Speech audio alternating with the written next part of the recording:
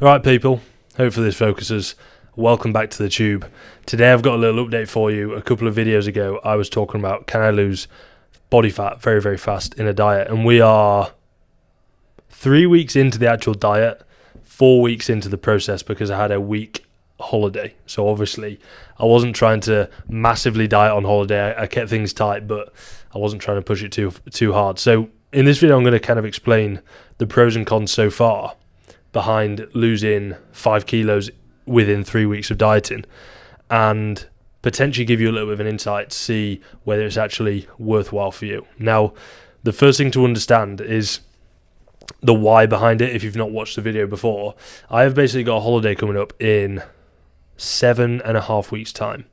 I wanted to be in shape for my holiday, but I also wanted to have enough time before I went away to get some more food in, so I'm actually not feeling like a little string bean when I go away. I wanted to be feeling full and energized, etc. So that's the whole why behind this. And also secondly, I kind of wanted to test to see if this more aggressive approach was feasible for both me and also the guys that I'm coaching through it.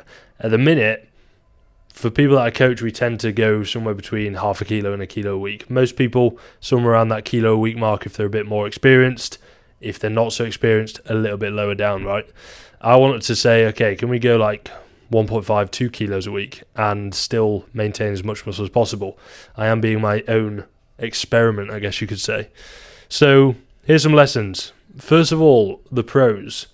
Number one, you see like really visible results very, very quickly. So I would say the motivation from this diet, the self-created motivation, is way higher than it has been before. In the past, I've strung it out for months, right? And you start just kind of getting tired of the whole process. So motivation is absolutely sky high.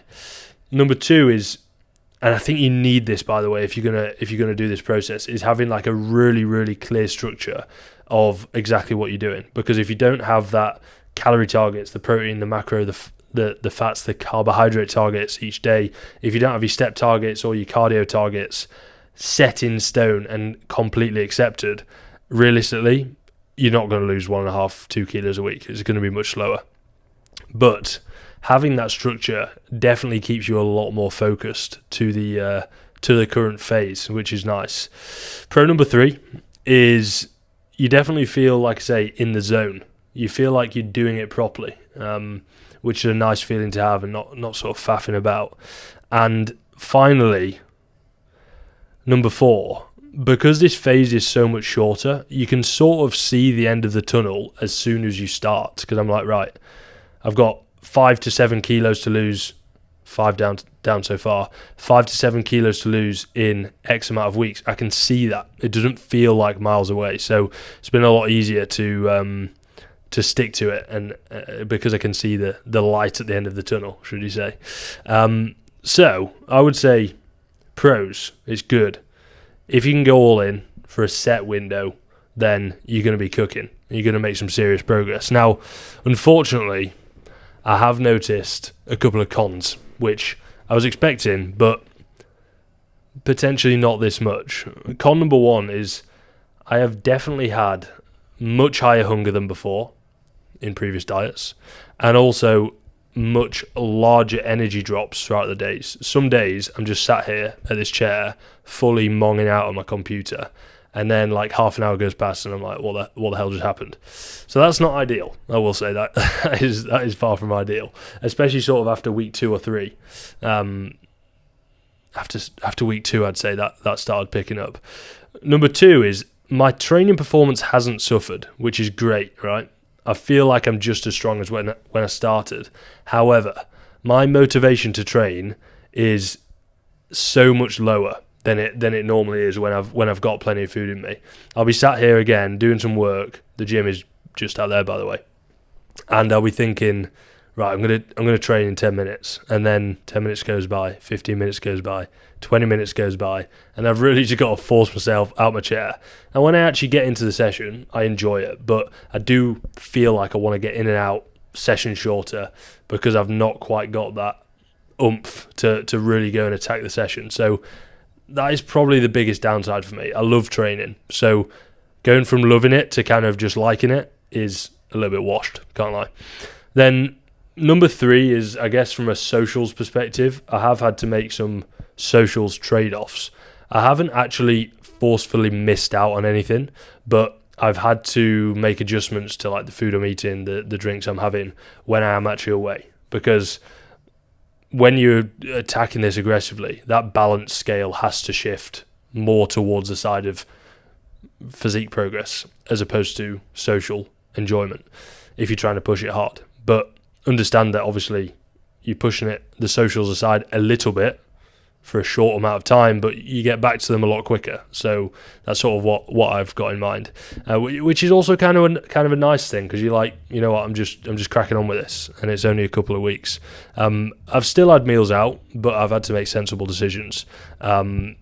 So that's definitely a little bit of a trade-off. Doesn't really affect me too much because I know that my main socials are like when I go on holiday and things like that. So it's not really too much of an issue for me. And then con number 4 is, I don't think if I probably could do it, right? But it would be really tough if I knew that I had like 15, 20 kilos to lose, which is like I did in the past, right? I was 120 and I pulled it all the way down to sort of 95. If I had that much weight to lose again, I think I'd either have to go slower, or I would have to split it up into chunks. So go for like 8-week chunks rather than just doing it all in one. Because like I say, you are being very aggressive. I feel like my training would be in the bin. If I kept doing this for another sort of 7-8 weeks, I feel like my training would be pretty terrible. But for now, I'm just sort of clinging on to it, which is nice. So I guess the lesson is, fast is very possible, but you pay the price in fatigue and flexibility with your socials as well. So to summarize this, would I do it differently or not? I would go fast again because I don't think I've lost any muscle, which is nice. I would front load it if I have more to lose, potentially going for faster fat loss towards the start and then slower towards the end. And is it something I'd recommend to a client yet? I think it's too soon to tell. I'm going to give it a couple more weeks, actually finish off this diet, have a look at the current physique and see how much it's changed. And then I think I'll be able to give a much better answer to that. So that is pretty much it for the video, the little update. Go ahead and watch this video if you've not seen it already. This is the outline to this whole process, the aggressive diet process that I was talking about today. So go watch that video if you're not already. I will catch up with you on this topic in maybe 2 weeks' time, 2 to 3 weeks' time, to really seal the deal, show you the results, and then potentially give you an actual recommendation whether this is the play to do or not. So yeah, hopefully you've enjoyed this video. Go watch this, subscribe, and I'll see you in the next one. Ciao.